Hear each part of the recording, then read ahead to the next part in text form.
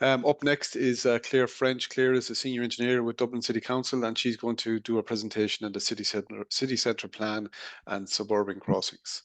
So over to you, Claire. Great, that's great. Morning, everyone. So I'm just going to go through the first three measures of the city transfer plan that we've implemented the last 3 months, and then very briefly touch on our pedestrian crossing programme. So I suppose just for anyone who's really interested in the transport plan, there is a full hour-long talk available on the Engineers Ireland YouTube page, which goes into all the background of how it was developed and everything like that. But just very briefly, it was developed between ourselves and the NTA to comply with various different plans and strategies, including our own development plan, which has a very ambitious target of changing the mode share coming into the city. And the biggest of these is a ambitious target to reduce the number of private vehicles coming into the city. And although it looks like it's only about a 12% reduction there, we actually, we'd expect taxis and goods to remain stable. And when you start looking at percentages, it's actually about a 40% decrease in private cars we're looking at by 2028. And I suppose just in the development of the plan and the research we were doing, I guess we found out that about 60% of the trips in the core city centre are actually just passing through. They don't have a destination within the city centre. So we started focusing on measures that could reduce this through traffic while maintaining access for those who do need to be in the city, whether it's for work or live there, deliveries, attending events, whatever that is. So the first measure we looked at are on the quays in the heart of the city centre at O'Connell Street. And before we did anything, cars were able to drive up and down the north and south quays uninterrupted. And a lot of that was this passing traffic that we found. So we were looking to break that connection so that cars could drive all the way up to O'Connell Bridge. But at that point, they would have to make a turn either left or right, depending which side you were on, but they couldn't continue straight through. So this was, again, to tackle that through traffic in the city, but maintain the access for anyone who does need to be in it. And there's only about 50 metres on Aston Quay that cars can't go to between 7 and 7. Every other area is accessible, but you might just have to go the long way around. So these are just traffic management measures. It's lining and signing carried out under Section 38. And this is why we did it. So the quays are congested, particularly at rush hour, but pretty much all day. And it was causing significant delays to public transport and also huge variability in travel times for buses travelling down the city quays. So the actual measures are quite straightforward. It was just lining and signing and some traffic management. The big issue or the big challenge was communicating the change. So I suppose we put in a lot of effort with this. We had a huge amount of signage on the ground, all sorts of information online. We had ads in the newspaper coming up to it. We had ads on the radio. Our Lord Mayor did videos on it. We had press releases. We had business engagements. And similar to what South Dublin were saying about dropping into people, we did that with the businesses there, and that proved to be the most effective thing. And when they can actually talk to someone, understand the measures, figure out their deliveries, how it's going to affect them. And that took away a lot of kind of fear or challenges to the measures. So these are the measures that we put in, as I said, quite straightforward, changing mostly signing and lining, putting up additional signs. Took a kind of really only a few days to put them in. Probably could have done it in 1 or 2 days, but obviously it's a live road, so had to be done bit by bit. But for what they are and what they achieved, very small and very doable. So did they work? We would say yes. This is morning rush hour the week after I went in. So once I went in and once the mapping companies I got the advance notice, which is a really crucial part, because if they don't have it, people will just follow their maps blindly, regardless of what the signage said. So we did a lot of work with them in advance to make sure they knew what was coming and had the changes ready to go for that morning.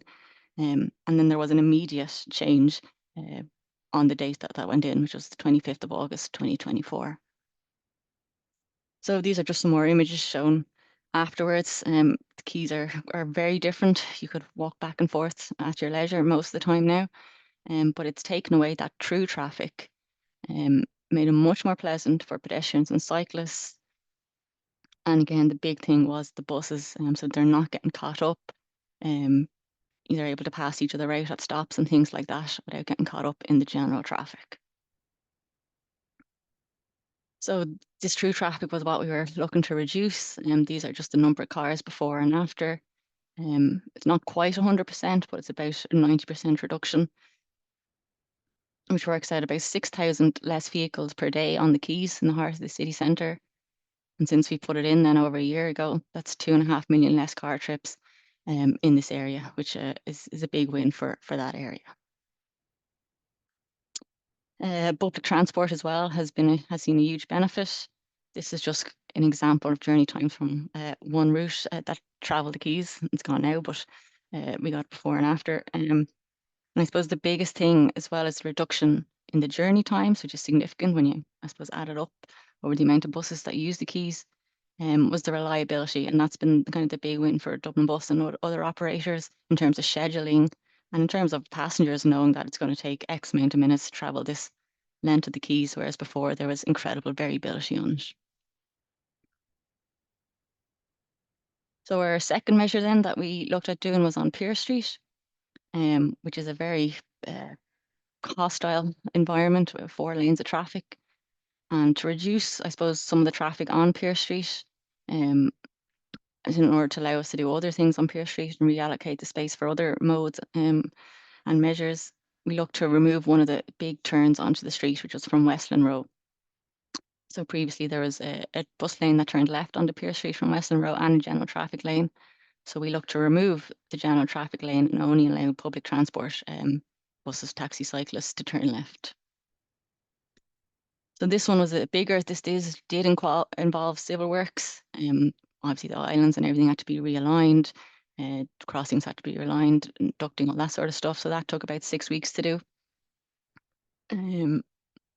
And again, then we had another big similar campaign, which had worked quite well on the quays, so very similar. Again, the key thing was dropping into the businesses in that area, also dropping leaflets to all the residents and everybody, lots of EMS signs and other signs, press releases, so that it was well advertised in advance what was coming and why it was coming. And this went in then on the 25th of May of this year. So I suppose this is the measure then. So the before on the left, which is one bus lane and one traffic lane turning left, and that's now just one lane, bus lane, 24 hours turning left. There is a new right turn lane, so for any vehicles that are on Westland Road, they need to get out of it. And for high-sided vehicles, Pierce or Westland Road is the only railway bridge they can get under in that whole area. So we had to maintain some sort of link on the street for them. And then on the upper part, so to speak, of Pier Street, we created the new outbound traffic lane and then maintained 2 lanes for now and a bus lane. I suppose just one interesting thing we observed for any traffic psychologists out there, as soon as we put it in, there was an unusual issue in that vehicles seemed to refuse to use the 2 lanes. And this was having a knock-on effect on all the side streets because the cars couldn't get onto it and was backing up in all the local areas. And we tried all sorts of things.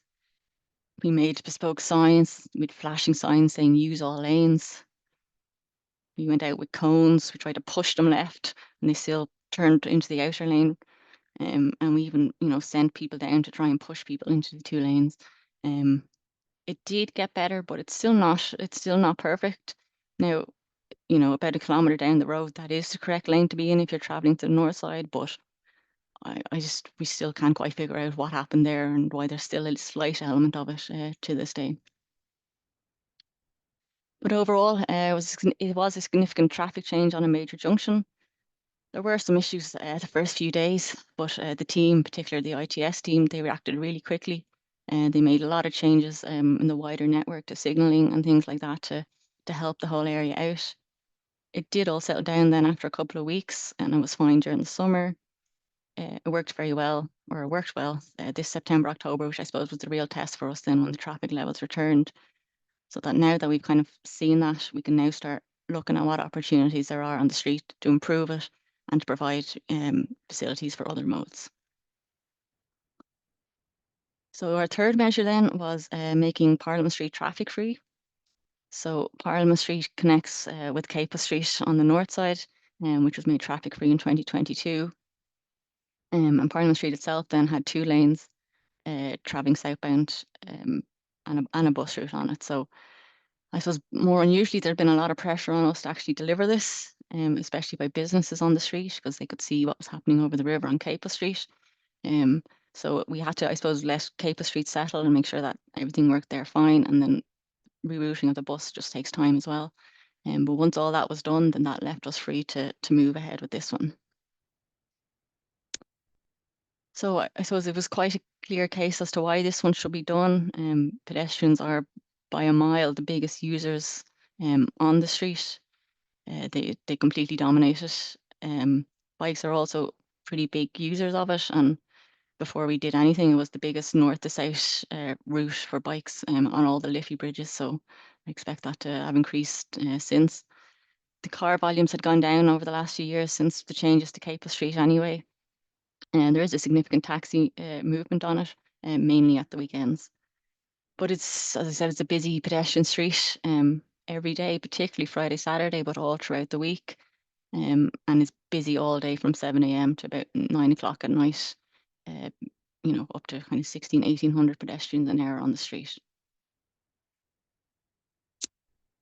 So we came up with a similar plan or an arrangement to what we have on Capel Street. The very top end of it is 24-hour, no vehicles. Most of the street then allows for deliveries between 6 and 11 a.m. And it also, I suppose, allowed us then to make that cycle connection to Capel Street, which needed a new 2-way cycle track on Grattan Bridge and would allow us then to legally allow northbound cycling on Capel Street, which we hadn't been able to do before that. So this one actually went out to a non-statutory public consultation. And then after all that process, we, again, communicated with businesses door by door, leaflets, signs, the whole lot to let people know about the measure. We're coming up in their time. They're not clear. Sorry to prompt you. Okay, I'll fly through it. So that was implemented then on the 4th of July. And I suppose it was just well used then for various different events during the summer. So once you have this space, it can be used for various different activations from family-friendly events. Beatles weekends were there. It was used for various activations for the American football that was in town recently. And it's been well used since then, and the improvements have just finished on the street. So working closely with our parks colleagues to provide seating and planting and benches and things on the street. The trees got a haircut so that you could see City Hall again. And particularly in the morning and the evening, then it is a very well used cycling route. Just in the cycling route on the bridge, because we were able to get rid of a lane going onto Parliament Street, we created a new 2-way cycle track, and that now links with Capel Street. And I suppose this was just us or me thinking we were being quite clever and quite original with our planters on the bridge, only to find an image from the 80s where it looks like they did the exact same thing, but hopefully ours last a bit longer. Just where we are with the plan, so we've kind of 6-7 measures have been completed already. We're working away on the next few with kind of College Green and being the main priority, but also Gardner Street hopefully for next year, and around Custom House and Beresford Quay, those works are also underway. So I'm just going to absolutely fly through this, but just our pedestrian crossing programme. This is something we started in 2023. We had 17 crossings to put in of all different shapes and sizes, from standalone crossings to full junctions. We split these into different lots, which has worked really well for us, both for consultants and then for contractors. They cost from about 120,000 to 650,000, depending on what type it is, what size it is, what type of junction it is. And we spent about 6.5 million on that programme, putting in those crossings. That worked so well for us. We did the same thing again, 2024, 2025, another 17 crossings. These ones are, about half of them are built, the rest will be finished kind of March, April. Similar sort of thing. This time we included zebra crossings in it, split them into lots. The value getting from about 40,000 to 600,000, total cost of about 5.5 million. And so just to finish up then, I suppose from doing this program, the lessons we learned, I suppose splitting into lots has been very effective for us and has kept the whole thing moving. So there's always something going on, whether it's at design stage or construction stage. For us, if you're adding any facilities or arms to an existing junction, you're upgrading the whole junction, and there's just no getting away from that.